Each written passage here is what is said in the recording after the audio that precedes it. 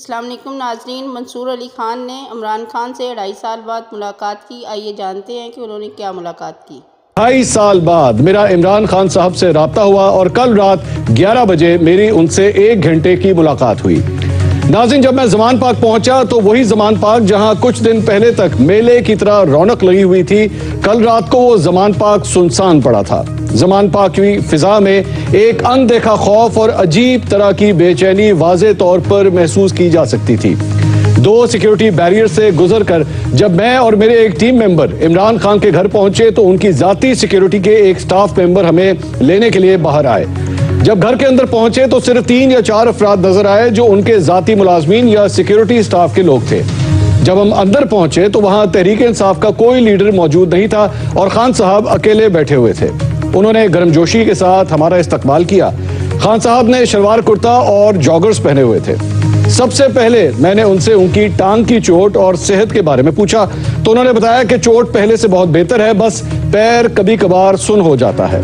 हाल अहवाल पूछने के बाद जब गुफ्तगू का सिलसिला शुरू हुआ तो इमरान खान ने एक नामवर एंकर के बारे में तफसील से बातचीत की।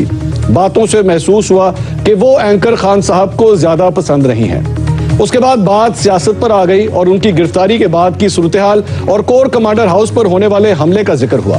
इमरान खान का मानना है कि ये सब उनके खिलाफ एक सोची समझी साजिश थी। उन्होंने कहा कि उनको मोटरवे या और कहीं भी गिरफ्तार किया जा सकता था, लेकिन जानबूझकर ऐसी जगह का इंतखाब किया गया जहां पूरा मीडिया मौजूद था।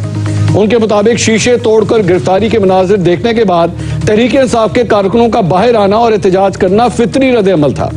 इमरान खान के मुताबिक चंद ऐसे अनासर एहतजाज में शामिल हुए जिन्होंने तोड़फोड़ की और आग लगाई, लेकिन इन सब कामों का मलबा पाकिस्तान तहरीक इंसाफ के ऊपर डाल दिया गया, जिसकी वजह से आज तहरीक इंसाफ के पार्टी रहनुमाओं, टिकट होल्डर्स और कारकुनों को शदीद मुश्किलात का सामना है।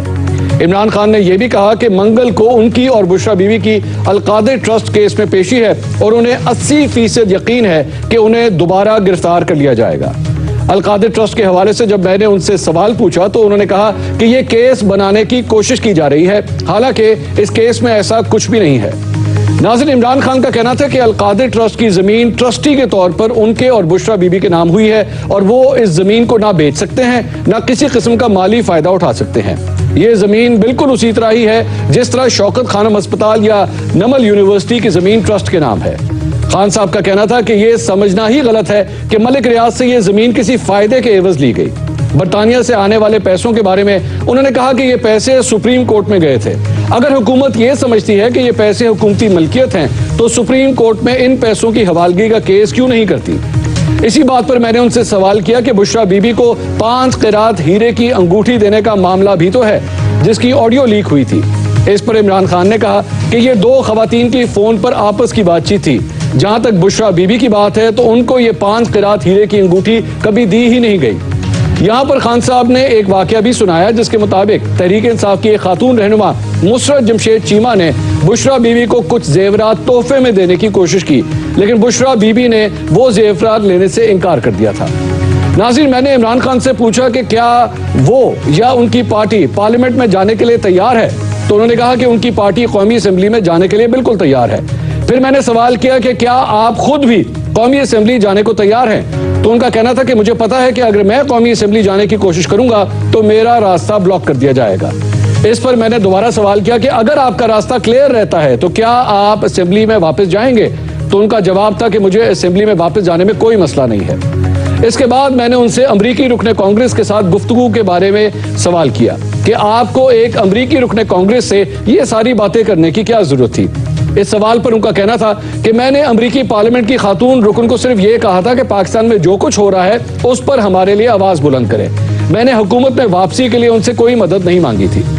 इमरान खान ने कहा कि दुनिया भर की इंसानी हकूक की एजेंसियों को पाकिस्तान के हालात पर आवाज उठाने का मैं कहता रहता हूँ। एक हैरानकुन बात खान साहब ने यह भी बताई कि एक तासुर दिया जा रहा है कि यह जूम कॉल की मीटिंग थी। खान साहब के बकौल ये जूम कॉल की मीटिंग नहीं थी बल्कि व्हाट्सएप कॉल थी जिसको रिकॉर्ड कर लिया गया। उन्होंने कहा कि मैं जानता हूं कि मेरी हर कॉल रिकॉर्ड की जा रही है। इस पर मैंने इमरान खान से पूछा कि आप अपना फोन तब्दील क्यों नहीं कर लेते, तो उन्होंने जवाब दिया कि वो अपना फोन एक बार पहले तब्दील कर चुके हैं, लेकिन इसके बावजूद उनकी हर कॉल रिकॉर्ड की जा रही है। नाज़रीन, यहाँ आपको यह भी बताता चलूं कि जब हमारी इमरान खान से ये बातचीत हो रही थी तो उस वक्त हमारे फोन और खान साहब का फोन भी कमरे से बाहर रख दिए गए थे। मैंने इमरान खान से पूछा कि बहुत से लोग पार्टी छोड़कर जा रहे हैं, इस पर आपका रद्द-ए-अमल क्या है? तो उनका जवाब यह था कि मुझे उन हालात का इल्म है जिसके तहत लोगों को पार्टी छोड़ने का ऐलान करना पड़ रहा है। उनका कहना था कि उन्हें सिर्फ आमिर कियानी के छोड़ कर जाने का दुख है, क्योंकि वो उनके बहुत पुराने साथी थे। नाज़रीन, मैंने खान साहब से कहा कि पूरा मुल्क चाहता है कि सियासी अफरा तफरी का माहौल खत्म हो, आप मुज़ाकरात की तरफ क्यों नहीं आते? इस बात पर उन्होंने कहा कि सवाल यह है कि मुज़ाकरात किए किससे जाएं? अगर आप ये समझते हैं कि पीडीएम के साथ मुज़ाकरात से कोई हल निकलेगा तो मैं ऐसा नहीं समझता, क्योंकि हम पहले मुज़ाकरात करके देख चुके हैं और इन मुज़ाकरात के बाद मामला मजीद खराब हो गए। नाज़रीन, जब मैंने दोबारा जोर दिया कि मुल्क के लिए आपको मुज़ाकरात की तरफ आना चाहिए तो खान साहब का कहना था कि मैं हर किस्म के मुज़ाकरात के लिए तैयार हूं। नाज़रीन, कुछ हकायक से वाकफियत की बिना पर मेरा यह ख्याल है कि दो अहम शख्सियात ने अपना किरदार अदा करके मौजूदा आर्मी चीफ और इमरान खान के दरमियान कई गलत फहमियां पैदा कर दी हैं और मामला काफी खराब हैं। इस सवाल पर खान साहब का जवाब था कि यह तासुर ही गलत है कि उनकी आर्मी चीफ से कोई मुखालफत है। ऐसा कुछ नहीं है। उन्होंने कहा कि वो पाक फौज की इज्जत करते हैं और आज भी समझते हैं कि मुल्क की सलामती और बका की जामिन पाक फौज ही है। अपनी गुफ्तगू में खान साहब ने बार बार इस खदशे का इजहार किया कि या तो उन्हें कत्ल कर दिया जाएगा या कम से कम जेल में डाल दिया जाएगा। जब मैंने उनसे पूछा कि आपको मुल्क छोड़ने की पेशकश भी की गई है तो उन्होंने वाज़ेह अल्फाज में तरदीद करते हुए कहा कि ऐसी कोई ऑफर नहीं की गई और अगर ऐसी कोई ऑफर की गई तो भी वो किसी सूरत मुल्क छोड़कर नहीं जाएंगे। उन्होंने अपने कारकुनों का शुक्रिया अदा किया जिन्होंने उनका साथ दिया। नाज़रीन, जब मैंने इमरान खान से पूछा कि एक खबर के मुताबिक उन्हें जनरल बाजवा ने कहा था कि दौरान हिरासत शहबाज गिल इमरान खान के खिलाफ तोते की तरह बोल रहा है, तो इमरान खान ने इसकी तरदीद की कि जनरल बाजवा ने उनसे ऐसी कोई बात नहीं की।